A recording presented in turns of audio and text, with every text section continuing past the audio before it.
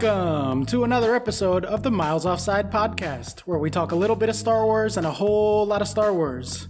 My name is Anakin Skywalker, also known as Darth Vader, and with me, as always, are my co-hosts Jar Jar Binks and super producer Salacious B. Crumb. Hang on a minute. Sorry, I think I'm in the wrong place. I thought, isn't this meant to be the Christian Pulisic podcast? No. This is a Star Wars podcast. That's weird, because like we talk about football. Why are we talking about football and Christian Pulisic? I believe you mean to be asking about Rey, maybe Skywalker? 4 days to go, 4 days at the time of recording. To what? Until the rise of Skywalker, rising, as our friend Tom would say, like the proverbial salmon. Oh, I genuinely didn't know that was coming out in 4 days. Did you, actually, though? No, genuinely didn't know, yeah. Wow. I am taking a very, very short break right now from all the Star Wars mania to record with you gentlemen. As soon as we're done, I'm getting back to our big movie rewatch. We're rewatching the show Rebels. We're in the middle of Mandalorian, and we're playing the Star Wars video game. So it's just all Star Wars all the time, and I'm eager to get back to it. Oh, sorry to hold you up. Why, is there something besides Star Wars going on right now? Peterborough beat Bolton 1-0. I mean, that's news. Peterborough beat who? Bolton? Bolton. Right, that's not, like, an achievement, is it? That's like... It'll do. Taking candy from a baby springs to mind. Minus 10 points at the start of the season. Oh, yeah, I forgot they were shit now. Yeah. Have they got players still? Are they still playing the under-15s? I think we're playing the tea lady in goal. Still, smashed her, 1-0. Was Sir Alex in the crowd to watch? Not that I know of, no. Didn't see him. Sorry to disappoint. I know it's disappointing to you that Alex Ferguson isn't constantly in Peterborough, but I think he's got more important things to do. How's everything going for you guys? This is our last podcast before Christmas, so I'm assuming all the big Christmas preparations are underway, the gifts are wrapped and etc. Totally, yeah. I've bought anything. I mean, when are you planning to do Christmas shopping? You're a busy man, I know. When is this going to fit into your schedule? We are currently recording at about 17 minutes to 9 on Sunday the 14th. So when we finish, I'll probably have a little look on Amazon, do my next day. My family Christmas, as obviously I am required to work on Christmas Day, as is my life. My family Christmas is on the 22nd, so next Sunday. So 7 days to go. 7 days! Love it. Woo! I get Christmas before you guys. This is sort of like when the Marvel movies get released over here sooner. Is that, Oscar, you're going to be jealous because I get to hit Christmas before you. Yeah, and our good friend Dave gets to hit Star Wars like 36 hours before me because of fucking Australia, not only time zones, but also gets it a day earlier than everyone else. So I'm just like fully signing off the internet after like Tuesday. There's just got to be some positives, like when there's all the spiders in it. Like, give them something. True. Yeah, everything is literally trying to kill them at all times. Have either of you ever had the misfortune of going shopping on Christmas Eve? I know, Chuck, you're pushing it to like last minute, but has that ever happened to either of you? No, I could not deal with that shit. I can't deal with people. That's the end of that sentence. Yeah, it's like full stop. My idiot brother loves to leave things to the very last minute. That's just his way. And one year, his wife, but at the time still fiance, had forgotten to get her a gift, / just procrastinated getting her a gift. So literally on the way to their house on Christmas Eve, we stopped at the mall, and it was just the worst. I think all the workers had just given up at every store, so it was just like piles of clothes thrown about, everyone trying to check the tags for sales and stuff. It was genuinely like one of the worst afternoons. And how did she enjoy her pencil sharpener? Yeah. I think he ended up just getting her like really expensive jewelry because he was like, oh, fuck God, this. It worked the other way, did it? Oh, yeah, God. yeah. He was like, I'm not fucking dealing with this. I'm just going to spend a lot of money. Spend your way out of that horrible situation. Exactly. Spending your way out of a horrible situation, the Chelsea FC 2020 story. Yeah, to dangerously bring it back to football. Yeah, to change the intro, we are a football podcast, and we talk a little bit of football, a whole lot of nothing. As you've seen, you've already gotten plenty of the nonsense / nothing. But let's get to the actual stuff, as we usually do, by going into our first segment, which we like to call Rapid Fire News. Our top story, bringing you all the important ones, starting off with Zlatan Ibrahimovic statue. Vandals have tried to saw through the feet of a statue of Zlatan Ibrahimovic and placed a rope around its neck. This is per the BBC, police have put up a fence around the statue outside Malmö Stadium in Sweden in case it falls down. It is the latest act of vandalism directed at the statue since it was announced that Zlatan had invested in a rival club last month. The former Malmo, Ajax, Juventus, Inter, Barcelona, AC Milan, PSG, Manchester United, and LA Galaxy player is looking for his next club, having left the Galaxy at the end of the MLS season. On November 27, it was announced that he had bought 25% of shares in Hammarby, who finished third in this year's Swedish Championship and are notably a rival to Malmo. And on that same day, the 3.5-meter-high statue, commissioned by the Swedish FA and unveiled on October 9th, was sprayed with paint, set on fire, and a toilet seat was put over its arm. Zlatan's house was also vandalized. Yep. Oh, yeah. The reason I'm reading a lot of this story because there's awesome little nuggets like that.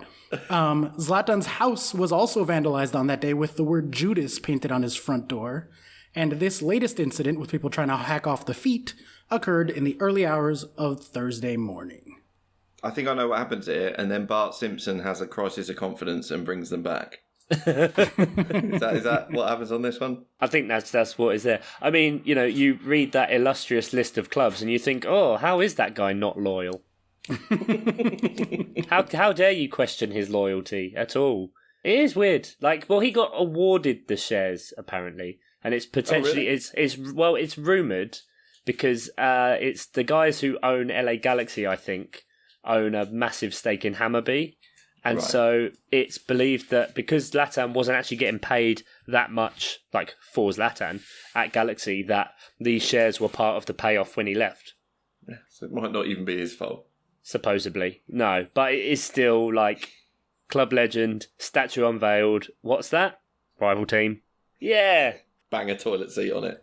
Bang a toilet seat in it, yeah. Yeah, the toilet seat's my favorite part for sure. Much more so than the sawing off of feet, which how long are they standing there trying to cut through a statue? What kind of saw are they using? I'm very curious. Is that in Sweden, is that some sort of public form of punishment that how some places it's you get branded on the forehead or whatever, or you get your left hand cut off. In Sweden, you have to walk around with a toilet seat on your arm. Right, you were in the toilet seat. I genuinely thought I was going to have to say, no, I don't think they chop off your feet in Sweden. Yeah, that's what I thought he was going towards too. No, it wasn't going that way. The toilet seat. Okay, good.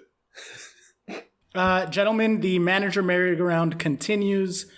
Mere hours, less than 3 hours specifically, after he guided them into the Champions League knockout stages, Napoli have sacked manager Carlo Ancelotti.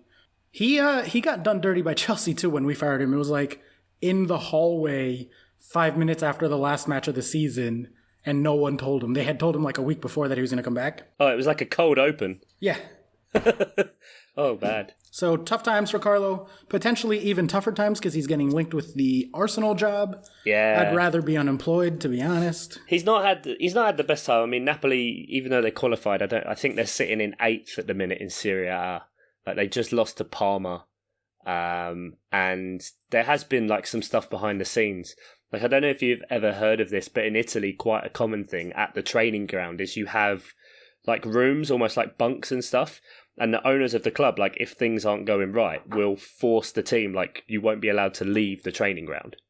So, no wives, no girlfriends, you're just there and you stay there until all of the situation is just sorted out. I can't remember the Italian name for it, but apparently this happened and recently with Napoli, and Ancelotti kind of went with it, but all the players kind of rebelled a bit. So it's a lot of kind of rifts were forming. Well, into a difficult situation like that, who better to bring in than our next story? Napoli have announced that Gennaro Gattuso will be the Italian club's new head coach following the dismissal of Ancelotti on Tuesday. Gattuso, 41, previously managed AC Milan, but left the Serie A club at the end of last season. My favorite Gattuso story, this is no longer from the BBC, this is now me talking, is that he stabbed a player with a fork because he was frustrated by the player's lack of motivation. Yeah. Okay. Well, I mean, that would motivate you, wouldn't it? You'd probably get motivated if you know you're going to get stabbed by a fork. I do worry that he'll take the expression light a fire under their ass a little too literally. Yeah.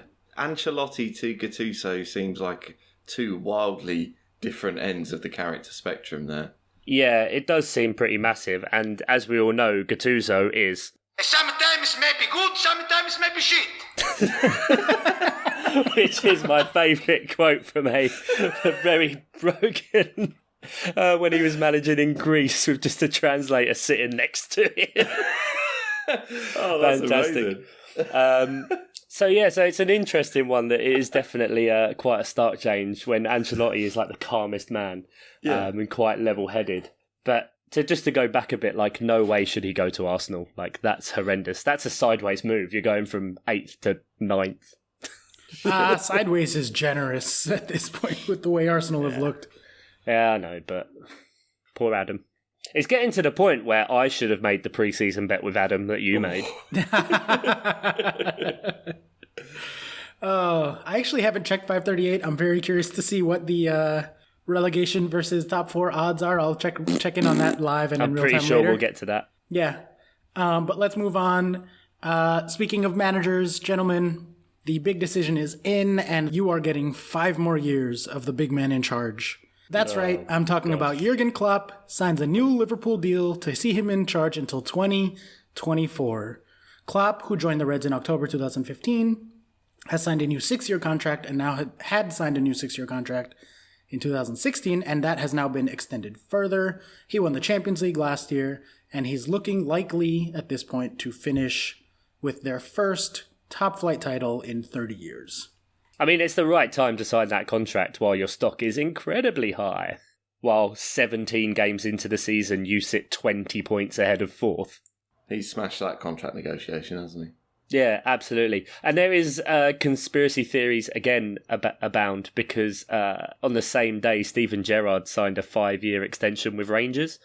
And so it's, flights of fancy that apparently it's that Jurgen Klopp in 5 years will step aside and Stevie G will come back. No one's thinking that far ahead. Well, It's chess, innit? Put those things out there in the world. Yeah. Gerrard, who also signed a 5-year extension at Celtic. Rangers, even. Glasgow. Rangers. One of the two. Probably won't like it if you get them mixed up. Yeah, well, it's like Sheffield and Sheffield. It's a bit worse than that. All right, let's bring it home with rapid fire. We're actually under 20 minutes this time, so this is relatively quick. On to our last story. Per the BBC, as usual, UEFA and home nation FAs to push for changes to offside calls next season, citing VAR as the source of the issue. The use of video-assisted referees for marginal offside calls, aka armpit offside as I like to call them, could be amended next season if a joint bid by UEFA and the Home Nations Football Association succeeds. Gentlemen, will we lament the loss of armpit offsides? How did they not even understand that it is not the video assistant referee's fault that these offsides are being given? It is literally the laws of the game. Yeah. Stop blaming a camera. Although there is a genuine argument to be made about the limits of technology and the margin of error, right? And I think that's kind of where the source of this is that yes, offsides are a very specific rule, but there's no way to actually know the state of the rule. It's like Schrodinger's cat, right? He's both offside and not offside at the same time, and you can't know until you observe it, but you can't observe it because of the limits of the camera. No. No. I love the way you started with a sort of philosophical thing and then just ended with VAR, but you can't tell because of the camera.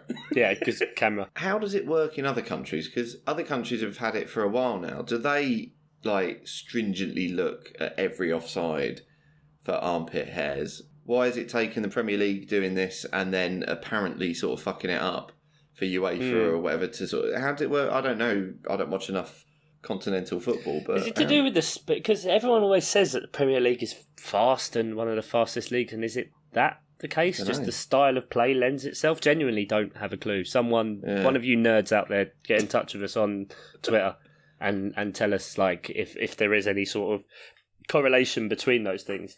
Well, I don't know. I don't get to watch nearly as much as I used to because the TV rights have changed over here, but I know the Bundesliga, I'm pretty sure, was one of the earlier adapters of VAR. I could Google that, but I don't feel like it. And they are definitely a faster league than the Premier League.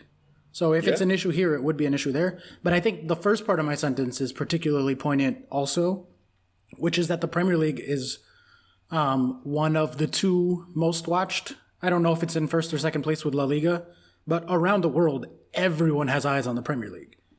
And everyone has eyes on Barca and Real Madrid, right? So if, there's weird offside calls going wrong or being implemented poorly in, let's say, Australia, which it might be given Dave's reaction to finding out that VAR was coming to the Premier League, then no one will really notice. But when it happens in the Premier League, it's such a high-profile game or, league that it would bring more of attention, and especially with money.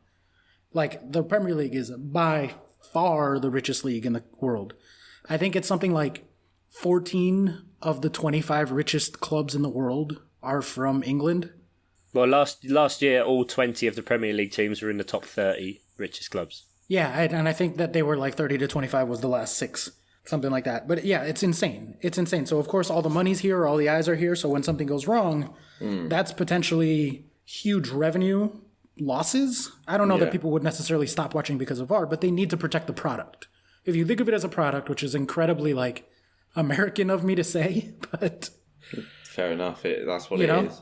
They have to protect their investment, and there's so much money. I mean, you look at the TV rights. How much money do these organizations put into getting the Premier League TV rights? £25. It's absurd. It's really absurd. So that makes sense to me. It makes sense, and we'll see what kind of comes back from them lobbying that, and whether they do change the laws to adapt what the VAR would look at, or they change the officiating on the offside law, which isn't what the rule was brought in for in the first place. No, not at all. But I do think that, like, if they said, for example, there's a margin of error of a foot, right? So, like, you draw 12 inches plus or minus, that's like your gray area bar, and you say, well, if it's within that, we don't know. And a foot is probably too much. Maybe make it like 3 inches or something. I don't know the exact amount, but build a margin of error, and then if it's within that, VAR just doesn't even get to say anything. With linesman's call sort of thing. Right, exactly. Go with whatever the linesman called. Okay. Because you look at, like, the Mane goal, and this is a good place to transition to the Liverpool match. The Mane goal this week that was disallowed, like, it didn't end up mattering because Liverpool won anyway, but he was an armpit hair offside again. And at the time, I was like, I don't know. I literally don't know. And I don't think that the camera knows either. But to properly introduce that match, Liverpool 1.6 scoring 2 to Watford 0.9 scoring 0. So a relatively close match, as the XG line would indicate, but Liverpool with another comfortable 2-0 win. A bit of luck on their side. Anything particular to comment there, gentlemen? No, Liverpool kind of carry on being their Liverpool-y Liverpool. They are now off to Qatar for the Club World Cup, naturally. It's not about money, guys. So I thought they would have protected a few more players and maybe gone for it a bit harder earlier on to rest, but they don't really seem to be doing that, which is making me think that Klopp's not going to really be bothered whatsoever about the Qatar kind of games. Yeah, there wasn't that much rotation. I know one of the defenders was out, right? People were mad about that. Robertson was benched, yeah. Which happened last week also, so he's been kind of rotating the fullbacks. That might not even necessarily have to do with the Club World Cup. It's just as much as, like, they've just had so many minutes and they run up and down, so they're getting a lot more miles than other people. But that result puts them at 83% for the league title going into Christmas. So that's pretty fucking, done and dusted, I think, at this point. Dunzo. But yeah, another case of, like, they marginally overperform. Every tiny little bit of luck that can go in their direction goes in their direction. And, what's that expression? Mum's your uncle? No. What's the expression I'm thinking of? No idea. Mum's the word, or Bob's your uncle? Bob's your uncle. Bob's your uncle. Yeah, there it is. Fanny's your aunt. Fanny. Yeah, there you go. Bob's your uncle. They are currently 15 points over the expectations, so fuck them. Like, I don't think any Liverpool fan will disagree with me here, because obviously, like, we've been quite harsh, and Liverpool have been good this season. You don't get to this point without being good, right? Yeah, absolutely. Even though you can say overperforming the numbers, whatever, but they were playing such better football last year. Yes, absolutely. They were genuinely exciting to watch last year. And they looked so much better and so much more comfortable. And it's like this year, this just seems to be so many ricks. Like, they were, if Watford weren't Watford, they would have got something from that game, because they just couldn't finish. And they looked a hell of a lot better It must be said Watford. I don't know whether that was because obviously new manager bounce or the fact that that game is literally a free hit. It doesn't matter whatsoever, so they may as well take the chances. But they did look a lot more comfortable. Ismail Assar, you can kind of tell his age and inexperience in the league, fluffed quite a few chances, but they were still going for it. It was good, and Liverpool were inviting the pressure a little bit too much, which is just what's making me a bit worried. Like the fact that this time, they're going to win the league, but there's going to be an kind of a footnote on it saying, but everyone else were just really shit as well. Yeah, absolutely. It's not that Liverpool blew everyone out of the water. I think that this season in particular, and this will come into play with our next match and pretty much the whole theme for today, it reminds me a lot of the Leicester season in that 90% of years, the underlying numbers, XG, is like a really good predictor over a long time frame, 20 plus games, of like how the table should look, even stronger than goal difference or shot totals or shot differentials or all the other metrics that people use. But, numbers don't always work. Otherwise, you wouldn't have to play the games. Like, that's what the games are actually for. And this year, there's just two teams that are wildly overperforming consistently, and they're just pulling away, and it keeps happening. And there are two teams that continuously underperform, and then everyone else is kind of floating around being crap. And so it just makes the table look really weird, and it's just one of those years where, like, I'm cranky. The other team that's overperforming, there are only 3 teams that are more than 10 points away from their expectation. Liverpool are 15 points above. Leicester are 10 points above the expected points. And Watford, in the other direction, are 11 points below the expectation. And Newcastle are 10 points above. Newcastle are, 9.5. Yep, exactly, 10 points above. So that's true. Jeez.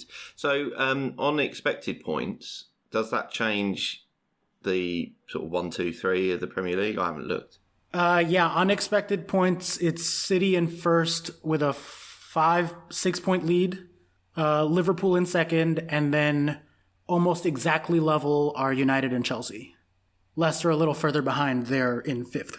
Madness. It's good job these madness. Hypothetical stats aren't the case, because Palace would be in 17th. Yeah. But that's not relegation zone, so... Still a win. Still a win. Oh, checking in on Palace, by the way, they're on 5% to get relegated 2%, so not quite even yet. Arsenal are dead even for relegation and top 4 at 3% each. That's all I have to say about Arsenal, really. But we talked about Leicester a little bit. Just briefly to say the scoreline, it was 1-1. They were 1.1 to 1.3 on XG, so pretty spot on. They marginally lost, but again, they're pretty much getting every tiny little bit of luck that they can get. And so another, not a win, but another result for Leicester. And on the flip side of that, we have, cue the jingle. Sometimes may be good, sometimes may be shit. Oh, they're better than they ought to be. Burnley of the week. My one and only beloved, Chelsea, were Burnley What happened? of the week because Bournemouth... But you were playing Bournemouth. Yeah, that's right. 5 losses in a row, Bournemouth. Yeah. Five losses in a row and the whole team injured Bournemouth. That's right, that's the one. Managed by Millennial Pardew, Bournemouth. That's the one, yeah, you're right. Lost to 10-man Palace, Bournemouth. That is the one, yes. It was at Stamford Bridge, wasn't it? It was at Stamford Bridge, yes. You should win. You won that, didn't you? No, we did not. Nope. Because Pulisic scored a hat-trick, didn't he? No. Oh, no, none of those things happen because your team is shit. Yeah. Nope. It would appear that ever since the last international break / when Jose Mourinho took over at Spurs / just a completely arbitrary point in time, but whatever, we've lost 4 of our last 5. This one, again, the finishing pixie seems to have fully abandoned us because we generated 2.0 and we scored 0. Bournemouth. Finishing pixie. Yeah. All the luck is gone. That's not a me thing. That's a Kaylee thing, but I love it. 1.2 to Bournemouth scoring 1. So they scored what they deserved, but we should have scored 2. And we did not. Kaylee said the Blues unfortunate to lose, but also not that good of a home match to a weaker side, which is fair. Between the Posts said that Chelsea got, hold on, let me pull this up so I have the exact. Dicked. Right, quote, yeah, something along those lines. The ultimate sucker punch by Bournemouth at Chelsea yesterday. I don't know that it's the ultimate sucker punch, but it was pretty fucking frustrating. Just to have some stats up since, again, that arbitrary cutoff time when we lost 4 of 5, and in the same run, Spurs have won 4 of 5, which is why we're talking about a top 4 race again. In that time, Chelsea have generated 8.8, or 9 if you round to the nearest digit, of XG, and only scored 4. So they are -5 in XG. They're also minus 1.5 on their XGA. And if you could put all that together for expected points, they are on 8.4 expected points in those 5 matches, only notably getting 3. So they are 5.4 points off. The next furthest away is 3.2, so significantly the most unlucky, or alternatively the worst finishing. Shittest. Yeah, in that time. Cheers, team. Liverpool, on the other hand, are 5 points up their expectation in that time frame, and Spurs are 2.5. So you put that together, and it's an 8-point swing in the direction of Spurs since Jose Mourinho took off. But you weren't worried. Okay, that's true. I wasn't, and now I am. But you are now. Because we talk a lot about like expectation versus reality, and I mean it, not expectation versus reality in the like memes and jokes sense. Expectation like in the literal statistical sense, which is just the fancy stats way of saying average. If you do averages, that's called the expectation. And in the expectation, it shouldn't be a conversation because we're much better than Spurs, and we have continued to be so even since Mourinho took over. But we talked a lot at the beginning of the year over small samples, let's say 5 games. You can veer pretty far away from the expectation, and that's not that unexpected. The problem is that all happened at the same time for both Chelsea and Tottenham in the other direction. And so now all of a sudden the reality is that they're 3 points behind with a match to go. And so that fucks with your head. Like that fucks with the underlying numbers. We talked a little bit about this last week. Now Chelsea, like the players look worried. And like, yes, we generated 2.0, but it was pretty dire watching against Bournemouth at home. It was just pass with the center backs. It's the teams you've played as well and lost to. Like, yeah, fair enough. You lose to Man City, no worries. And you played well in that game. But then the losses have come against West Ham, Everton and Bournemouth. Yeah, it's not good. Like, that's it's got to be something. I mean, it's been picked up by Lampard and he has been very honest and he's not made any excuses for this. And I think it's fair enough that he comes out and does that because you need to kind of own when things are going well and you need to own it when things are going badly. Right. But they just the problems with them playing off the ball seems to carry on. The team selection and obviously substitutions, as we've spoken about before, seems to be a bit questionable with how they want to play. And again, in this match, take off Jorginho after about an hour. Yeah, and when you're playing against a low block, fully parked bus, you want a Jorginho in there. And before that, Rudiger comes back, who's meant to be this great defensive player. He turns into trying to be David Luiz and starts spraying passes everywhere and is just hitting people in the crowd rather than hitting his own players. And it's just awful. And I'm not saying these two things are connected, but they probably are. Obviously, Chelsea's appeal with the Court of Arbitration of Sport, now they can buy players. Are a lot of the players like, well, it was nice while it lasted. They're going to spend a load of money. Maybe we're not going to play anymore.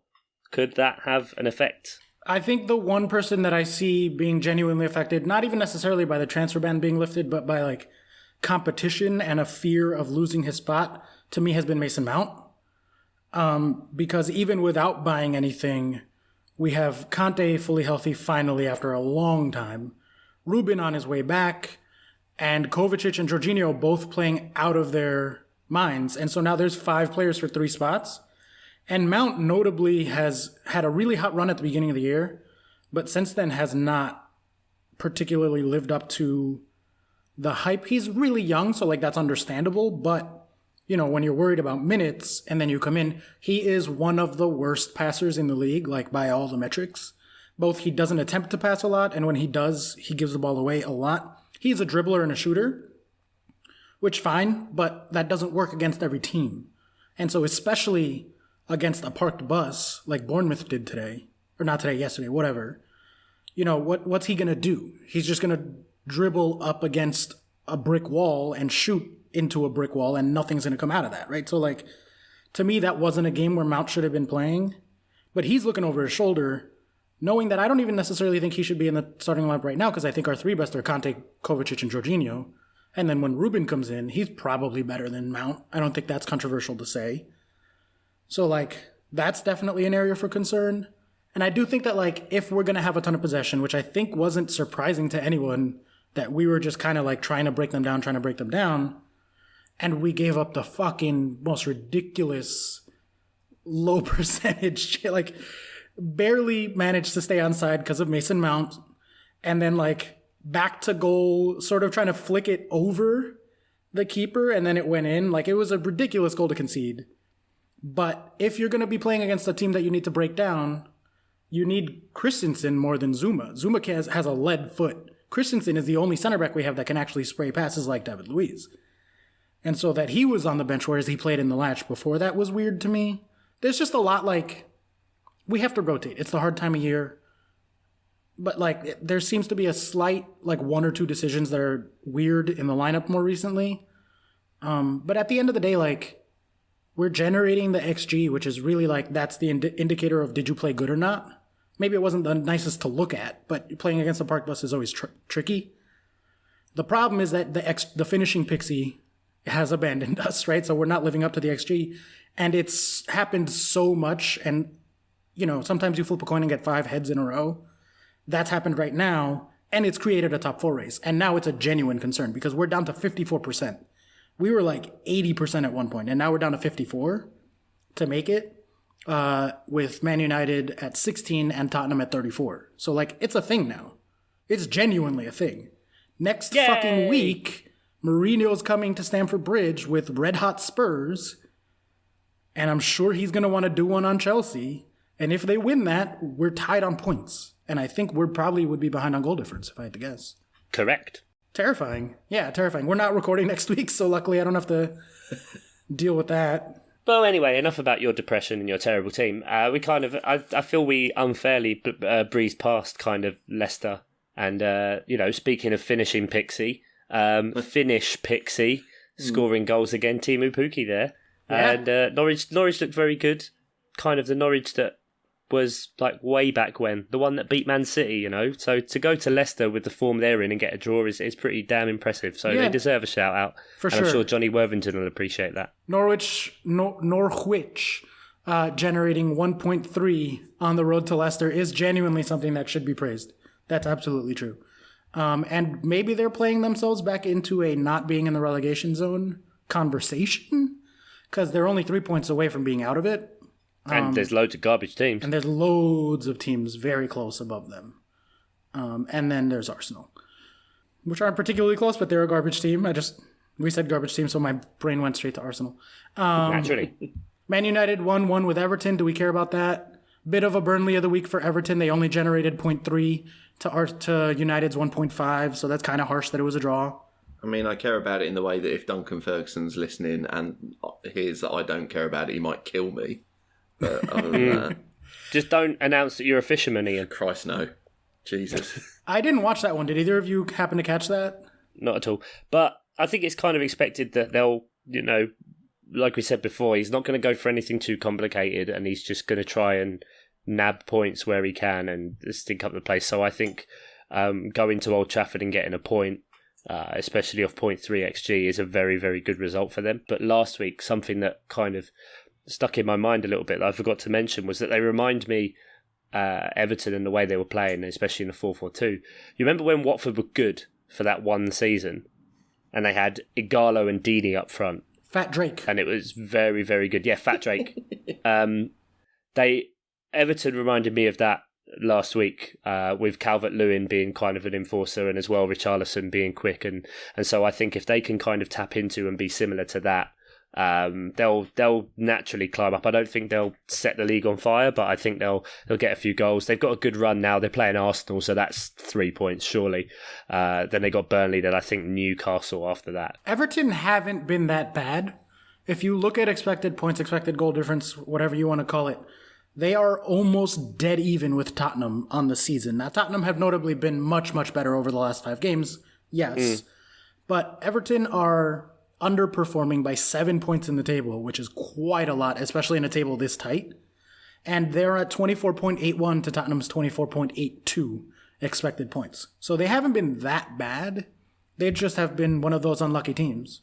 The similarity is the same as well under Silva for Everton and under Pochettino with Tottenham. They just didn't really know what kind of team they were anymore. The players weren't playing in their best positions and they didn't really understand what the game plan was. And so it was all kind of lost. But now under Mourinho, it's changed and he's picking kind of the team the way he wants and getting the best out of them. And I think Duncan Ferguson is just doing the same at Everton. We'll just play it simple, not try and be like, this is the way we're going to play and try to make it work somehow. He's just going to get the players to do what they're best at. Yeah, which is like there's two kind of philosophies of management. There are managers who have the right way to play and they try to impose that on whatever set of players they have, / send out players and bring in players that match that philosophy. And then there are managers who just are less old school in the idea of like they don't necessarily want control of or are willing to like cede control of transfers and squad and all that sort of stuff and just say, okay, this is my set of players. How can I get the most out of these players? And that doesn't necessarily mean 4-3-3. That doesn't necessarily mean anything, right? Like it doesn't mean possession. It's just like this is the skill set of the people I have in front of me. And I think old school managers can sort of be both to a certain extent because they say like, okay, hoof it, long ball, tall guy. But Big Dunk seems to be, at least, I don't know that much about him, but he seems to be coming in and just looking at this set of players and saying, okay, this is what will work for them. And there is a question as to like what type of manager Lampard is, because I know Adam was asking me about that.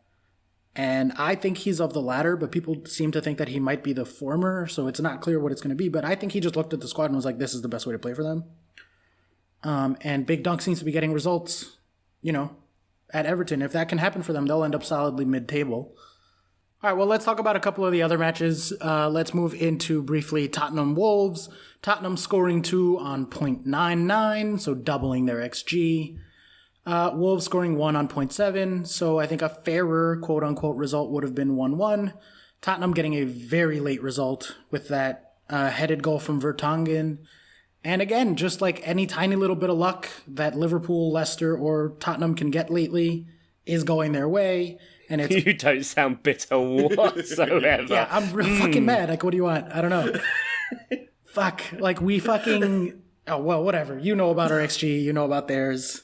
It's just so fucking frustrating. But, like, yeah. So we're in a top 4 conversation, I guess, because Tottenham got a very undeserved late win. Jose doing Jose things. Yeah, the venom in your voice.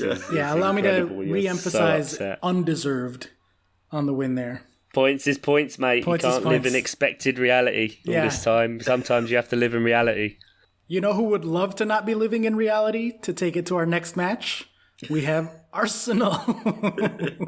Arsenal done got absolutely destroyed by Manchester City, 0-3. The XG is basically the same. I mean, not quite. It's 1.7 to City, but it's 0.3 to Arsenal at home. Oh, and all they've got is an attack. That's horrendous. Yeah, good point. Yeah. It's the only player they've got. Lacazette on the bench here. You can't just keep doing the same thing, but with a different person. Yeah, and bringing Ozil back doesn't seem to be working in general, but especially against Manchester City, where you need everyone on the pitch to be able to defend at least a little bit. And Lacazette, who's good with pressure, like meaning putting pressure on the back line and trying to intercept passes and pressing, as opposed to Ozil, who just meanders around the center circle doing fuck all when it comes to defending. He can build a wicked fort, though. So, this was the KDB show, though, right? Like, fuck, those goals were pretty. Yes, it was. Baby. That was lovely to follow along. Yeah, lovely, because I have him in my FPL team. I also have him in my FPL team. Fucking hell. Ian, I'm sure you have him as well, right? I can expect a lovely little rank drop then, can't I? I got rid of him weeks ago. Oh, you didn't have faith in little Kevin, did you? No, I didn't, little ginger prick. He's fucking good though, weren't it? I mean, I must admit I wasn't thinking about FPL until Chuck on the WhatsApp group mentioned it, and then I was like, oh, fuck. And then another goal went in, and I was just like, he ran the show though, didn't he? Yeah, I mean, I must admit though, he was on last knock-ins in my team. Was he? Like Yeah. he was. If he hadn't have done something against Arsenal, he was gone. Right. Yeah, I said to you guys on Friday that he was probably going to be my transfer, and now he's definitely not. Yeah, it was very impressive from him. Very impressive. I mean, it's been practically all season. Like I know you said, last couple of games FPL wise have been a blank or whatever, but I mean, all season he's just been shining light for them in a season that's not been great. When, like you say, they're not getting the results that their expected goals and everything should get. But yeah, he's quite something to watch. I mean, it is fun just to watch him. And there was also almost that third goal too. Yes, Which was a brilliant save. that was a hell of a save. Yeah. That would have been nice. Yeah, the hat-trick would have been nice. Hat-trick and an assist and 3 bonus. Greedy Chuck over there. Touch me. He's now outscoring Mane for the season as well in FPL, Is he? which is mad considering like you'd think about collectively thought about dropping him or have dropped him recently. It's mad, isn't it? Absolutely mad. Yeah. Speaking of FPL, let's transition to that. How's the team doing? The team is well. I didn't think we were doing that well until big old Kevy DB, Dick and Balls. We are currently on 68 points. Ooh, not Now, bad. Not bad at all. So pretty good. Game week average is looking at 51. So Is that all in, or do we still have people to play? that's all in. So 19 points off of KDB. We had 6 off Mane. Clean sheet for Pope. Lundstrom back in the points again. Jimenez, king of the assists, nailing it. And Vardy captain with his assist for the Krolon goal. Traore on the bench for 10 points, but yeah. And our two transfers worked out really well. Oh, of course. 2 points for Aurier, yep, and 3 points for Pulisic. Wait, 3 points for who? Say again. I didn't catch that. I must have had static in my earphones. Who got the 3 points? Yeah. But for once, after about 7 weeks, the public actually decided and went for your option, Oscar. Yeah. After Pulisic had blanked 5 times in a row and then blanked against the worst team in the league. Although, I think because he got subbed off early enough, he got the clean sheet point. Oh, we banked that point. Well, that's worth it then. Thank God. Thank God we got Pulisic in. That makes it all worthwhile. We are, of course, recording on the Sunday before Palace play Brighton on the Monday. Probably would have been nice to have talismanic player in there who has vanquished Brighton before. But, never mind. We got Pulisic in. That was a thing. I'm just saying, guys, every time we do my transfers, it goes well. You must be delighted that the public finally went with you. I mean, votes this week haven't gone brilliantly across the board. Yeah, I tweeted out like, what did I say? The campaign is over, the votes have been counted, and the big results are in. We can proudly say that Christian Pulisic is on his way into the Mapum Sakam robots. Yeah. Which did bring me such joy. It was very much like ripping off a plaster or Band-Aid for our American listeners. Because I saw the poll was done and went straight to the FPL team and did the transfer. So I was like, right, it's done. And also the fact that you didn't get to have the pleasure of doing it yourself.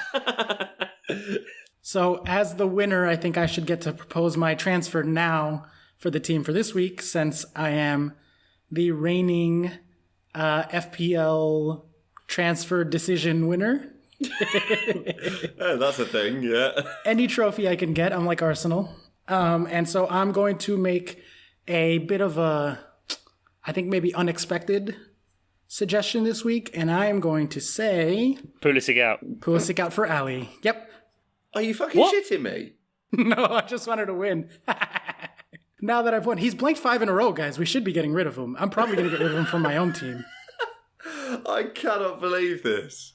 And Dele Alli is in red hot form, and we can afford it with our money in the bank. What are you? You are the quintessential child with a toy that you're like, I want it. You finally get it, and then you throw it in the bin. I don't want it anymore. No, I mean, I joke. I want him to stay, but of the people we have, I guess I could say roll the transfer, but his underlying numbers are still good, for the record. I've had this conversation like 5 different times on... You've been trying to convince like 8 different people to get him in. Yeah. You've spent hours of airtime, of people listening to you to convince them. Other people have... And now you're reneging on it. Like, instantly. And you got rid of You're a prick. I'm just doing it for the laughs, Fucking honestly, prick. because I knew we would get this reaction out of you. This is why people should just go. I love it. You're exactly giving me what I wanted with this. Thank you so much. It's like a little Christmas gift. Wonderful. You're a. For the record, Pulisic's XG in this match was Don't bleep that one. 0.53, which is exactly his season average. He's 6th best in the league for XG, 6th best in the league for XA. So I don't think that he's a bad pick, but yeah. You're a XP. Prick. Expected penis. Very good. What's your suggestion then, Ian? I mean, how can I spoil my ballot? Because I'm so fucking annoyed at you for saying Pulisic out. And not only have you done that, but you've chosen the exact fucking transfer I was going to suggest. Really? I was going to suggest Pulisic to Ali. Yeah, I think we need to have Ali in after Chelsea, which arguably might not be a tricky fixture. I expect Tottenham to do something. They've then got, I think it's 3, I don't know what their next 3 fixtures are, something like Everton, Brighton, they're all in there. All of them. And yeah, I think we need to have Ali. So that's so annoying. I was gonna go for the exact... Nah, go on. You can have that one. I don't actually want to get rid of Pulisic. I just want to annoy the shit out of the two of you. My actual suggestion then will be roll the transfer, and you can have Pulisic to Ali. How about that? Good. Well, my ballot remains unspoiled then. Yeah. Chuck. You're such a knob. Just... It's the little things, boys. It's the little things. Merry Christmas. Yeah, Merry Christmas indeed. I can't believe you said. And now you're going to roll the transfer, so not even that. You're just then going to for shocking for effect and then just copping out. Penis. But yeah, I was going to go Maddison to Ali. All right. Okay. Like it's a bit sideways, but I don't want to waste the point of a transfer and just transfer Pulisic straight out. Because I'm actually good at this game. Oh. And beating Oscar. And catching Ian now. Not just yet, though. Under the radar. Well, I'm catching you. Not catching the pod. Who, which I've just realised is currently on exactly 1,000 points. Yes, Wow. There we go. That's quite nice. So, I'll go Maddison because Leicester have got a couple of tough fixtures coming up. Oh shit, yeah, Man City and Liverpool up next, yeah. Man City, Liverpool, yeah. So it's, worth a bit of a go. I was wrong before as well. After Chelsea, Tottenham have got Brighton, Norwich and Southampton. So yeah, and Chelsea can't defend. That's correct. if we're getting anyone in, it's Ali. It's just whether we ditch Maddison or Pulisic, or whether we do nothing and roll it. Pulisic to Ali is going to win. You know that, right? I hope so. Because people don't really... I bet, a lot of the votes that we get aren't actually listeners. It's just people scrolling by being like, Yeah, probably. oh, I'll vote on a Twitter poll, sure. Yeah. But I was surprised. Was I surprised? I think I was surprised that we got Pulisic in this week, to be honest. A lot of people were debating this week whether to get rid of him or not because of 4 or 5 blanks, whatever it is. Yeah.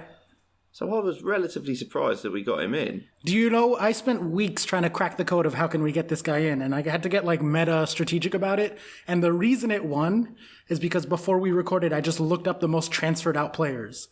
And I was like, I will suggest getting rid of those 2 people because everyone is like, fuck these guys, I'm selling. And then I can just say Pulisic and I'll say a Spurs player for the other one because people are all about getting Spurs in right now. And I was like, well, 3 out of those 4 things are things that people want by looking at the data. And so I was like, that's how I'll sneak Pulisic in there. I Trojan horsed him. This is like when Ian scammed the Predictor League last year. Yeah, absolutely. You're what's the point? You're sucking all the fun out of it. Thanks, Oscar. You're ruining society. You are everything that's wrong with the world. So thanks, mate. Thanks. Yeah. Speaking of, anything from the listeners this week? Yeah, there's loads of listener stuff. Our listeners seem as obsessed with Christmas as we are. Yay! Which is good. So I'm going to buck that for the first one because we've got a new Patreon. And we always like to talk about a new Patreon. Yeah. The Patreon. Beep, beep, beep, beep. I was trying to pull up the app, but it was taking too long, so I just did it with my mouth. That's what she said. Yes. Or in your brain Google. Yeah, in my brain. In your brain Google, yeah. That's Jesus. my favorite thing. More than pomegranate, the way I said my brain Google, because I couldn't think of the word thinking, was definitely one of my shining moments on this pod. What worried me is that I thought you were joking, and then you weren't. No, not And at all. I was like, oh no, he genuinely couldn't think of the word thinking. Yeah. My When we brain break Google. Yeah. So anyway, new Patreon Nate Whittam, this is what you're paying for. Sorry about that. But he comes in with a question on the Twitter. Are Jaffa cakes as popular over in England as I've heard? He tried some because of the hype. Needs more orange filling, in my opinion. No, it's the perfect amount of orange filling. I think the ratio's probably bang on. I haven't tried a Jaffa cake in years. I mean, are they as popular over in England? I mean, they'll always be around, won't they? Where's Nate writing in from? Nate is writing in from Michigan. Oh, is he American, is he? He's an American. I asked him if he was one of the Virginians. He was not. One of the Californians? No. We're big in Michigan now, guys. Woof, that's a 5 a.m. wake-up time for FPL on Saturday mornings. That is brutal. Blimey, that's commitment, that is. Yeah. I've never seen a Jaffa cake in the U.S., so I'm surprised, I don't know how he found one. Maybe he ordered it online, international delivery. But do you know what Jaffa cakes are? No. I'm assuming from your description it sounds like a Twinkie, basically, but with orange inside? No, it's not. It's not as disgusting and chemically and able to survive a nuclear blast as a Twinkie. That's not at all true, by the way. That's a total myth. They'd go bad just like every other food. It's just like someone started that rumor in the 80s, and so it's just been a thing now. Yeah, I mean, I've eaten one, and no. No, a Jaffa cake is like a round, much debated, is it a cake or a biscuit? It's a cake. A round cake base, about yay. I'm making a symbol to you. It's always good on in the audio medium. Silver dollar for our American listeners. I'd say slightly bigger, but then it has a chocolate coating on the top, but sort of as a smaller circle, about a quarter size for our American listeners, there is a sort of orangey jelly, which is underneath the chocolate. I want none of this. It's just because I mentioned fruit. That's the only reason why you're repulsed by it. I love fruit. For the record, don't do vegetables. Eat a fucking ton of fruit. I love fruit. I just don't know the names of things. You just don't know what any of it is. No. Yeah, I don't know the names. Just put it in my mouth. It's all good. It's all fruit. It's and the delicious. fact that all you eat is limes, and it's really weird. Limes? What? Yeah, he just eats limes. Where are you getting that from? I don't. I've eat seen limes. you. You sit there. That's why you're so bitter. Sitting there eating your limes. What a weird thing to say. I've never once eaten a lime. It's because you're colourblind and you keep thinking that they're figs. Oh, It's not I what a get it. fig is, mate. I get it. Okay. Chocolate and orange sounds fucking disgusting. Why are you guys doing that? No, that's ridiculous. That's the most ridiculous thing you've ever said, and you've said some ridiculous things. You have said Chocolate some and ridiculous orange things. sounds disgusting. It's a classic combination. Terry's classic combination. Ask Terry. Those don't seem like they would go together at all. No, but but they do, so it's fine. So there, done. Okay. All right. Chocolate orange, because we have a chocolate. Have we done chocolate oranges before on this podcast? We have not done chocolate oranges. I've made partridge references to chocolate oranges. Yeah, so that's a classic thing you get over here in your Christmas stocking, Oscar, is a chocolate orange, which is like, as Alan Partridge says, a solid chocolate cricket ball that's like got just with segmented. Yeah, it's segmented. It's got orange flavouring in it. You sort of, before you unwrap it, you sort of bash it on a table. And then when you unwrap it, all the segments just open up, and it's delicious. And it's just, it's solid chocolate, but with an orange sort of oil flavouring in it. Oh, it's not like a physical orange. No. It's just solid chocolate. But the pieces break off like little chocolate, like orange segments. Yeah. Gotcha. Okay. Delicious. Well, my wife just called out from the other room and she said, orange and chocolate is a thing here, you idiot. So I guess I'm wrong and I've just never had it. Must be good. I'm very glad. So yeah, there's no problems there, but no, I don't know how popular Nate thinks Jaffa cakes are, because I don't know whether he thinks we're eating them at the end of every meal. You know, because for me, like I say, I can't remember the last time I had one. It's not like an after eight. It's not like you're passing them around pretending to be fancy. No, exactly. Getting them in a restaurant, you get your bill on the little tray with an assortment of Jaffa cakes. But having said that, if supermarkets stopped stocking them and there was a protest march, I'd be there. I've literally never seen one, so I don't know that they're a thing here. Maybe in Michigan. I don't know which. I also don't know which of Chuck's family invented them. So, Fuck you. Very good. Very good. okay, and Dave Mateo takes us in a Christmas direction now. So he was listening to us talk about Christmas lunch, Christmas dinner, and we questioned. What about Christmas dessert? Yeah, Dave's assertion that there'd be some sort of fruit situation going on. So he's messaged us and he said, Oh! yes. I know where this is going now. So he's, an Italian-Australian, if that's the thing? Yeah, Italostro. Exactly. So he said the food setup is homemade breadsticks on the table at all times. Naturally. We can all get behind that. But then he takes us into the 5 courses he has at Christmas. 5 Five courses, Jez. 5 courses. So, course 1, pasta, usually lasagna or cannelloni. Which, alarm bells right away. Yeah. Like, carbs. We have lasagna at Christmas also, actually. I told him this in our, regular... We were just As texting a each other. starter? No, just... We have everything all at once, just out all the time. Yeah, but that's exactly what I mean. Lasagna is not a starter. Well, it could be. Course 1 of 5, a massive lasagna. Yeah, fuck yeah. I don't care when. I don't believe in eating foods in a certain order. Eat whatever's delicious whenever the fuck you want. No, because you eat the heaviest thing last, because otherwise it could fuck it up for everything else. This is what I'm saying. Course 1 as lasagna seems excessive, even on Christmas. No such thing. Too much ballast there. You won't be able to move. Ballast, yeah. Absolutely. Anyway, course 2 is then antipasto. Well, that seems the wrong way round. Well, it negates the pasta he just had, right? You have pasta and antipasta. Yeah. So they cancel each other out. Oh, so maybe that's how he doesn't feel full anymore. Right, it cancels itself out. So now it's basically like starting fresh. I didn't realise it was a scientific thing. Okay, I get it now. Fine. Course 3, meats, potatoes, veggies and salad. So that's a meal. Yeah. Course 3 is a meal. Yeah. So course 3 is a meal. Course 1 is a meal. Course 2 it's seems the like anti-meal. some sort of digestive decongestant. just a bottle of antacids for course 2. Now, what I want to know is how do they make lasagna on a barbecue? Because I'm pretty sure in Australia that's the only thing that they have for cooking foods is on the old barbie. Yeah, because you have to cook up high because the spiders have claimed the ground. Correct. Yeah, so he's having a lasagna on the Barbie, the traditional Christmas. Their whole lives are a perpetual game of the floor is lava, except that the floor is spiders and snakes. Yeah, exactly.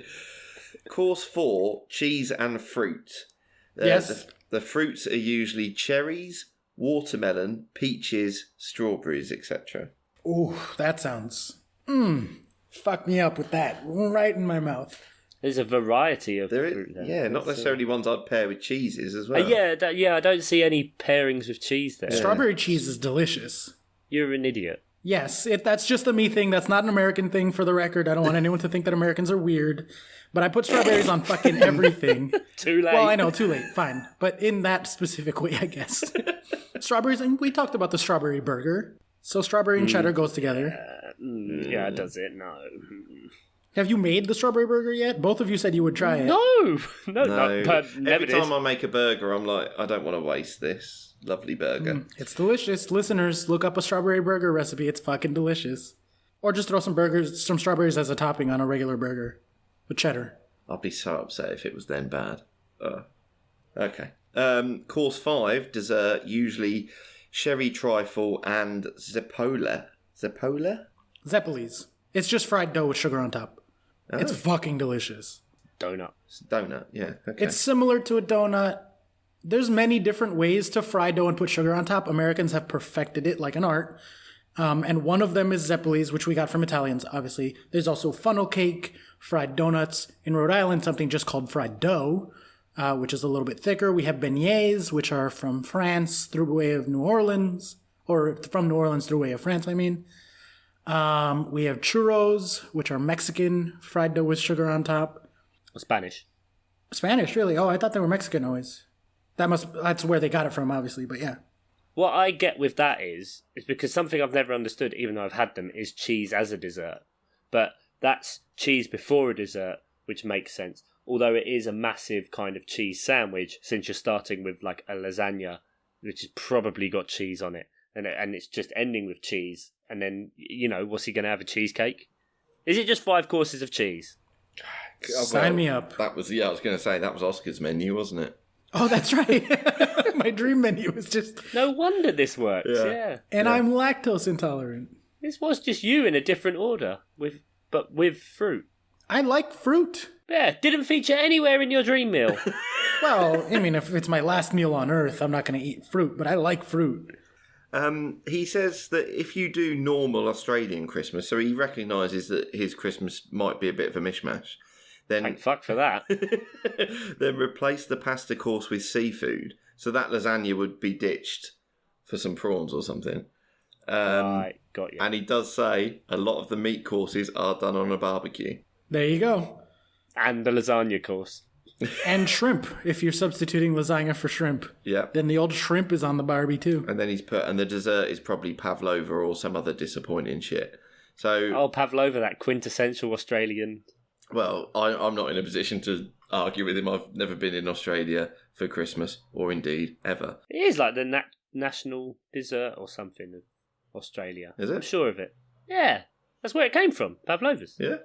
Yeah, I'm putting my neck on the block here. Fully. Someone fact check that and then Pavlova email is us. an Australian thing. If this is the hill that Chuck dies on, I'll be very surprised. Yeah, right. Yeah, so help me God if this is the cause I go down for. Fuck. The pavlova probably is Australian.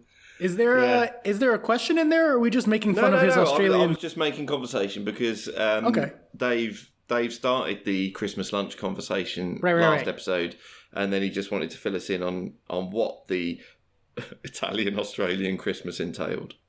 Well, that gets the big stamp of approval from me, especially lasagna. I love lasagna. I demanded for years that lasagna be served at our Christmas. It is not, as you might imagine, a traditional Guatemalan food. Sure. Funny that one. Yeah, they prefer street meat and vomiting off bridges. Yeah, exactly. But it is my favorite food, so we have lasagna at Christmas as well. And so I'm a big fan of that. Ours is not made on a barbecue grill, though. I mean, logistically, I doubt Dave's is, but it just makes sense because of the spiders. Just logistically, you need to keep it away from the spiders. Keep it up high, guys. Keep it up high. Ian, does Chuck know that spiders can climb things? I think he doesn't. No, because they live suspended from the air because Australia is upside down. Of course. Yeah, you're right. So Of course. the spiders have the land. The people have the sky. It's how it works. Gotcha. Wow. Okay. Obviously. Sorry. How could I? Fuck's sake, you don't pay any attention in geography. We literally get a little bit of geography spread out around various classes, but we don't study geography like on its own in the US. We are Really? absolutely dog shit at it as a country. So if you're in high school, there isn't a geography class? No, not at all. You learn it mostly in history class and a little bit in science or English, depending on Wow. which science or which English. Okay. Yeah, no, not at all. It's like an afterthought. This is why no one has passports there. Yeah. Yeah, I mean, that sort of explains a little bit. Yeah, blimey. We don't even know American geography. I couldn't place all 50 states on the map. I've tried. I can usually get to about 40. And then the middle, I'm like, where does Arkansas go? I think it's right above Texas. No, that's Oklahoma. I forget. If you're from Arkansas, sorry, I don't know where your state is. But also, I currently live in Rhode Island. If we've ever had a listener from Arkansas. There was a study a couple of years ago where 60% of Americans do not realize that Rhode Island is a state. Forget about where Wow. it is. They don't realize it's a state. They think it's part of New York, which means that they're confusing it with Long Island. So, I taught myself to be pretty good at geography. Do you guys remember Traveler IQ? It was like a game that was pretty popular circa 2008. Rings a bell. It's just a map. You can pick different regions or you can do the world map, and it just says like a thing. Nothing's marked on the map, and it says a thing, and then you have to click as close as possible to where the thing is. It could be a landmark, it could be a city, it could be a country, whatever. And then you get points the faster you click and the more accurate you are. And it'd get progressively harder as you go through the levels. So I'd get to like level 12 and then be like, I don't fucking know what town that is. We have never had a listener from Arkansas. There you go. Fuck Arkansas. Not a single Thank one. God, you're all related. They don't have podcasts yet. Or electricity. Not a single one. Literally Just the worst corn and state. disappointment and incest. Yes, we hate Arkansas officially. Officially. Virginia, go sort them out. Yeah. No, And don't Michigan bother. Don't now. go to Arkansas. No one wants to be there. Fuck them. Good. I'm pretty sure it's like literally the dumbest state in the country when you like, and we're not good at schooling and education, and they still have like the worst education system in the country. It is weird though, because like in terms of geography, I could name if I did the challenge, I probably couldn't get all 50 states, but I know all 50 states, but I can name like 10 counties in England. Like it doesn't make any sense. Lancashire, Kent, Good. Yeah. the Midlands. No. No, okay. Brom. The North is not one. No, I know. Leeds. I'm pretty sure is a county. No, it's just a That's city. a city. Damn it, Manchester. That's a city. Damn it, I know they're near each other. And, What's the county up and there? a greater metropolitan area. Yeah. They're right next to each other. What is the city? What's the county there then? Well, Manchester's in Greater Manchester. Is Manchester not a county? Greater Manchester is a That's county. what I meant. I knew that it was in its own county. It's like New York State and New York City. I once lost a bet, which I've never paid out on because I was drunk, but And you're cheap. Sorry? Thrifty, they prefer. Yeah. Sorry. It was in university, and I was absolutely insistent that Huntingdonshire was a county. I've never heard of it, but Yeah. I also admitted a good few minutes ago that I know about 10 counties. Right, yeah, So- that's fine. It turns out I was wrong, but I thought Huntingdonshire was a thing because I'd seen it on some bins, like Huntingdonshire Council or something. And so I based that as something that I should make £100 bet on, which I've never paid out on. Yeah. But yeah, I'm looking this up now. I've got to find out whether greater. Oh, it is. Well done. Yay! I'm counting that because that's what I meant. Okay, fair enough. What, yeah. Huntingtonshire? No, Huntingdonshire Manchester. definitely isn't a county. Manchestershire, I guess. Greater Manchester. Greater Manchester, yeah. Greater London. Yeah, Greater London, right? Yeah. I think I named 5. I don't know. I wasn't counting. That's pretty You good. also to be named fair. a lot of wrong ones. I did name a lot of wrong ones, but still. That's pretty good. I'm terrible at US geography. Absolutely terrible. Name 10 states. Chuck, I know you know. So Ian, name 10 states. Yeah. I could name 10 states. Let's see it. North Dakota, South Dakota, Yeah. California, Arizona, Yeah. Texas, Yeah. Michigan, Yeah. 6, Ohio, Yeah. 7, New York State, Rhode Island, Yeah. 8, Yep. 9. Florida, Georgia. That's 10. That's 11. He's There you showing go. off now. All right. Very good. I would be very poor at saying where they were in the US. Didn't say Virginia, but... Didn't Or say Virginia Arkansas, I even. don't think. Did he say Or Arkansas? Or So, no. Arkansas. Yeah. Or West Virginia. Yeah. I like that you went for the North and South, though. That's smart. Easy, innit? Yeah. There's also North and South Carolina and Virginia and West Of Virginia. course. Yeah. I don't know that. I wonder how many I'd be able to get up to. I mean, it's boring podcasting, so we won't do it. Yeah, but- really terrible. You're definitely going to cut this anyway. Delaware. That wasn't a suggestion. I was just like meandering and Maryland. wondering. Yeah. Maryland. Yeah, I don't think I'd be able to pull that one unless you just said it. Yeah. Vermont. He's just going to say states for the rest of the podcast. Exactly. Tennessee. Oh, dear. Idaho. Nice. Iowa. Okay. Minnesota. Norfolk. Wisconsin. Sam Danby asks. He wants to stay on the Christmas theme. He says, Arizona! He says, do you still get new pyjamas every year? My dad's over from the UK and we got stuck with matching ones for fuck's sake.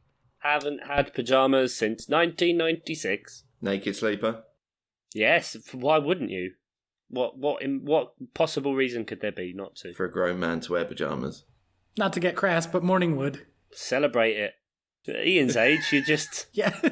Nothing to worry about there. don't move. You might scare You it might off. scare it. Wait, so am I the only one on this show that wears pajamas? What? You wear You're an adult. pyjamas? I fucking love pajamas. I have many pajamas that I like very much. I get all about, like, you know how I have like a sneaker collection and I just continue to add to it and I have like, oh, I want this, I want that, I love my pajamas collection. But why? But why? But what for? Why do you want to put on more clothes and then get into bed? But you sleep in them. I sleep in them. I put them on pretty much as soon as I get home from work. Well, that's fair. Okay, You have comfortable clothes. I get that part. Don't get me wrong. I understand pajamas if you're like As leisure wear. lounging. Yes, exactly that. Or just having some like comfortable tracksuit bottoms or something like a t-shirt you wear all the time. Or if you want to be comfortable when you get home. But going to bed. sleeping. Yeah. Oh, I love a good pajamas. I have Superman pajamas. I have Star Wars I bet you pajamas. wear socks as well. I have Harry Potter pajamas. No, I don't. Good. No, I thought you That's might called because a you freak. love socks so much. No, I don't. Yeah, no. No, but obviously you don't, which is fair. Fine. No, I love good pajamas. I also, though, I don't think it's weird to like pajamas, but I am a weird sleeper in that I like to sleep as hot as possible and get very sweaty while I'm sleeping, which is gross. I know, but I sleep so much deeper. So I wake up like drenched sometimes. Yeah. That's so I weird. like it moist. Yeah, so I sleep with like pants, a shirt, a hoodie, under 7 blankets. I have the hood like a up newt. over my head, and then I wake up like so fucking sweaty, and it's great.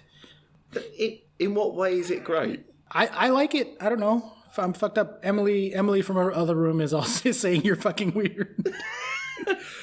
That's bizarre. Do you have to... I don't want anything or any like clothing or person near me. Like I'm half out of the covers. Yeah. Like it doesn't matter. Even at the minute, it's cold here now. Like I'm not putting on clothes and I'm out of the covers. I mean, half the time it's because I'm being forced out of a bed by an infant child. But Yeah. let's not go into that. So, Oscar, do you change your sheets like every other day? No, I just wear enough layers that like the hoodie doesn't get sweaty. It's just the shirt underneath. The undershirt, yeah, of course. Sorry. More layers. The undershirt to... So how many layers, sorry, is this? Genuinely. Like, Depends how on many the layers time you of wear into year, bed? but right now it's a small shirt, a long sleeve shirt, and then hoodie. You're wearing three layers to bed. And then you've got like a, well, you call it a comforter on top Yeah, of you? so there's Yeah. like the fitted sheet on the bed, then a sheet on top, and then a comforter, and then another blanket on top of that. Have you heard of the TOG rating system? No, what's that? It measures... No one knows really what it means. It's kind of like the Scoville scale for spicy food. It doesn't make any sense. But it is the rating to which your comforter, or duvet, as we would call it here, insulates you. So you have like a very high TOG rating for the winter because it's a nice thick one, and you have a lower TOG rating maybe in the summer. Do you not have different... How are you wearing 3 layers of clothing and then 4 layers of blanket and sheet and comforter on your bed? Like, you make no sense. It's fucking amazing. I cocoon while I sleep. It's great. Do you have the heating on this time of year during the night? Yeah, of course. It drops to like 20 degrees overnight, which is what, negative something over there. Yeah, -10 or whatever. So you have the heating on, Yep. 3 layers of clothing and a quilt on top of you. Well, And you guys know this. It's not just for me. Like, the heating is on for Emily, who wears just like a shirt and shorts. Like a normal person. Yeah, which is like an understandable normal Yeah, person she's a normal for when person, it's I cold. know. When it's quite cold and I'm not feeling very well, I might wear a t-shirt in bed, maybe keep my underwear on, but I'm not gonna put on a full fucking suit. It I does mean, it's seem all excessive. like very soft and baggy and unbelievably comfortable clothes. No, It's not like I'm wearing like restrictive. you just items. you need to understand how weird this is. No. I recognize that I go away on the other side, but I don't think pajamas are weird. Pajamas again, lounging, but still wouldn't wear. Yeah. But you are just I'm very much on the extreme end of the scale, but you tip the fucking scale. you guys are on the other end. I think like No. somewhere in the middle is like people who wear pajamas and have one sheet. because I'm not. Because I'm not living. The other end of the scale would be living out in the garden naked. Like, I've got the heating on at this time Centrist. of year, and I'm in a bed with no clothes on, but I've got a suitable TOG rated duvet, so I'm comfortable. Anyway, we're getting away from the point. Yeah. I think that's going to be a thing on Twitter, but we're getting away from the point. I think it might be. Yeah. Matching pyjamas, like Christmassy pyjamas. Christmas Eve, I think we're talking. Is this a thing for you? No. See, it's a thing for me. For you, is it? It's become a thing. It's a weird little tradition that sort of has happened of having, new pyjamas on Christmas Eve, the three of us, and we'll have, we try and make a big deal of Christmas Eve and a Christmas film and do some stuff. And, all have, Christmassy pyjamas. Do you feel that's because it started because you or Kelly bought pyjamas for Finley? Possibly. I mean, Kelly's all in on Christmas, so I just do what I'm told. But it's sort of quite nice. I don't know, though, because, Finley's 9 now. Are we still going to be doing that when he's 15? My mom buys me pajamas every year, but I think that's just because I like pajamas. Well, yeah, and then a hazmat suit so as you get really sweaty. She might as well just get you some wire wool insulation and cover you in it. This does explain a lot. My sister-in-law had been texting in our family chat about how she got the boys' Christmas pajamas. And my 3 nephews, their Christmas pajamas finally came in, and they're so excited about their Christmas pajamas. I was like, why is she telling us that they got them more pajamas? They have lots of pajamas. It's just like a fucking thing. I didn't realize that Christmas pajamas was a thing. Christmas Eve thing, yeah. I think it's becoming a thing, yeah. Okay, I get it. Well, I think here it's just been the resurgence of Christmas jumpers. Yeah. All of a sudden, everyone, Christmas jumper day is a thing, and everyone at their Christmas party is wearing, Christmas jumpers that aren't Christmas jumpers because, the designs are cool, but it's Street Fighter characters, firing fireballs at each other repeated in, block patterns and stuff like that, and, Sonic the Hedgehog with a Father Christmas hat on. Okay. And so, just not really Christmassy, and it's just kind of a reappropriation of stuff. But how many Christmas sweaters do you own, Chuck? how many have I bought for myself? 0. How many do I have? 3. One says I've got a big sack. Good. There you go. I like that. Yeah. Ian, how about you? How many Christmas jumpers? I don't have any Christmas jumpers, I don't think. No. I've got a red cardigan that I've, whenever I wear, I get taken the piss out of, so I decide it's only for December. But to give you some context, I was wearing it the other day at work, and I went in to a sound room where someone else was mixing a TV show, and they said, can you fuck off because I can't hear the programme over your cardigan? I only wear that in December because it's clearly too loud. Can we get that person on the pod? They're much funnier than you. Oh. Great, thanks very much. How many Christmas jumpers do you own, Oscar? I'm going to say it's north of 15. 13. Thanks for asking. 13? Yeah, enough for 2 weeks almost. Hopefully this year I'll get another one. Yeah, and he wears 6 of them to bed at the same time. 3 of them are Chelsea Christmas jumpers. One of them has a big reindeer. He's wearing a Chelsea scarf. One of them is the London skyline with Santa above. And one of them just says Chelsea on it. It's just nice. It's like Christmas. It's actually just a jumper. It just says Chelsea. That's it. Yeah. With like snowflakes and stuff. I got Star Wars ones. I have 2 Star Wars ones. I have a Harry Potter one. I have one that lights up. It's got like a little battery pack attached to it. So it it makes you have a seizure. Last year, didn't we? Last year when we were recording. Yes, I did wear it while we were recording. Yeah. That's true. You did. It kept strobing out the Skype. Ian was having fits on the floor. Yeah, exactly. That's when I discovered I had epilepsy. Yes. No idea before that. Sam seems to not be happy about this situation. I mean, I think you got to get on board, Sam. Just don't worry about it. Yeah, just give in. Yeah, I mean, if someone turned around to me and said, like with you, Ian, if Gina was just like, I would like us to have on Christmas Eve or Christmas Day, like matching pajamas, I'd be like, okay, sure. I'm not wearing them to bed. So Sam also asks, what gifts can absolutely fuck off?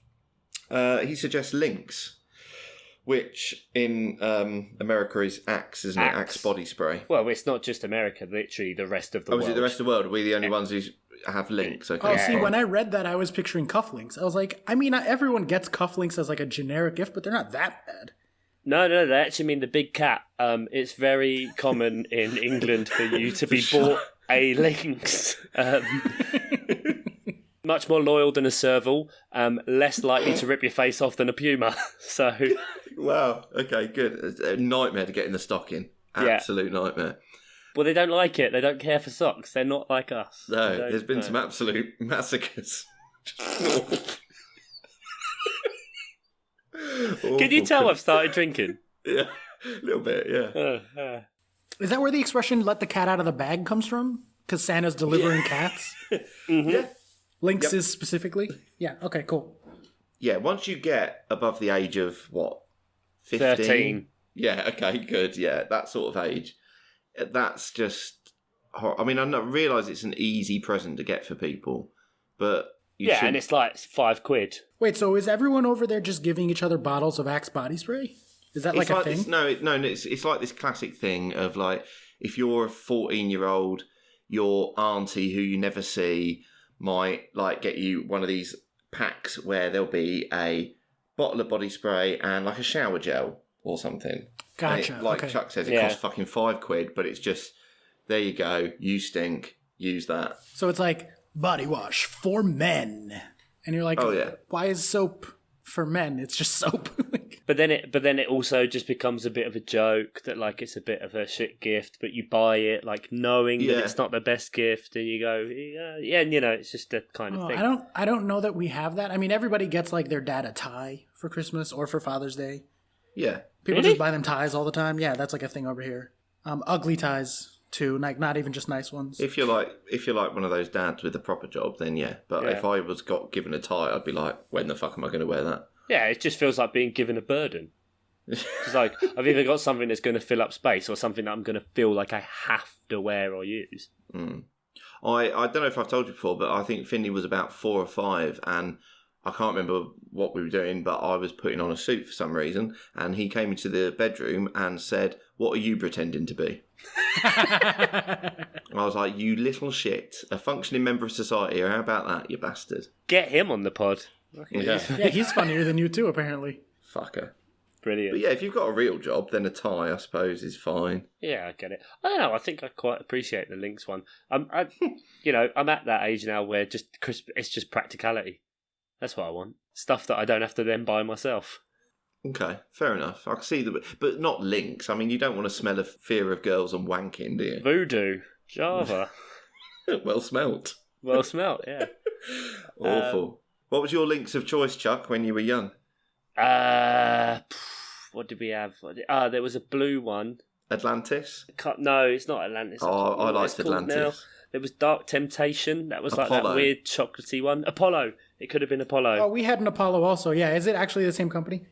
It's same company, all with like buzzword names to describe the scents that make no sense. I mean, the classic horrendous one was Africa. Yeah. We had one called Phoenix that was like the most popular one.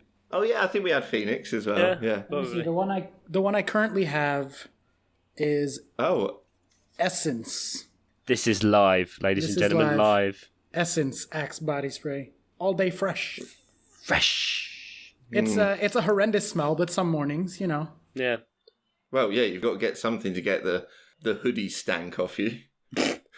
Yeah. When you're fucking absorbing your own moisture, when you're marinating in your own juices overnight. Horrible. Yeah. Right. Anyway, Sam also says he was looking forward to the mop playlist, and I mean, Oscar, you curated with us, but it was mainly you driving it. I got a couple of songs from you guys. I was like, hey, what Christmas songs you like? Okay, great. Didn't go for any of the ones I suggested. That is not but true. that's I fine. put that weird one by The Darkness and the depressing one by The Pogues. I mean, the Pogues I didn't suggest. The Darkness Ian suggested. Yeah, they were both my suggestions. Leona Lewis, I'd never heard that one. I put that in there. But anyway, you've done a very mop Christmas playlist on Spotify. It's getting a lot of love. I've gotten some messages about it. Yeah, it's good. It's actually really nice. Good. Yeah. I'll put a link to that in the show notes. It's in last week's show notes as well, so you should be able to get that. It's 25 songs. It's decent. And the Patreons got treated to, I think it was a half an hour read through. Like, you text us afterwards going, I just spoke non-stop for half an hour of you going through the whole playlist. And it was really, really enjoyable. Was it? I was worried that it was just nonsense. No, genuinely, you listening to these songs for the first time, like, oh, this is nice. I like what they've done there. Oh, Listening, yeah. To hear someone listen to Elton John Step Into Christmas for the first time ever is quite something. You were, going through it. Oh, this is a nice melody. Yeah. Yeah. I spent like a whole day at work not doing work and thinking about the playlist and like, A lot of thought and care went into that playlist, so if you do listen to it, don't shuffle it. Listen to it in order. Yeah, okay. Okay. So that level of effort is what, if you want to go on to patreon.com/milesoffsidepod and pledge some monthly money to us, you get that level of effort. I mean, a playlist where someone is listening to, a podcast where someone is listening to a Christmas playlist and telling you why it's good. That's what you want. Yeah, because that's as niche as you want to get, really, isn't it? Yeah, exactly. And if you subscribe this week, you'll probably get me screaming for about 5 minutes straight, leaving the Rise of Skywalker. All reasons to donate. Also, while I'm talking about the show notes, actually, I will put the Amazon Prime link in there as well, which if you click on that and get a 30-day Amazon Prime free trial through that link, you can get the Boxing Day fixtures that are going to be on Amazon Prime Video. You can get them. Any Christmas presents you've still got left to be delivered can be delivered, and it gives us a little kickback as well. And we've nearly got enough to actually cash out the money we've got. So if you could do that, that'd be brilliant. That'd be great. Yeah, help us. Yeah. Which will probably just get turned around and spent on the winner of the Chuck.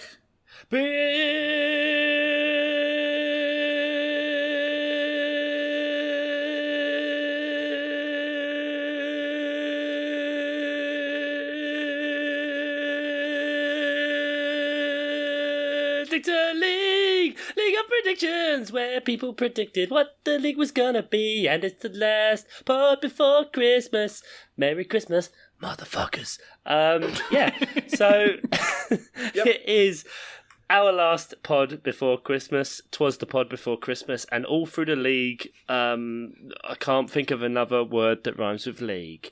It's shaping up very similarly to last week, and we will run through it some way. Adam P, you are still bottom, mate. Deary me.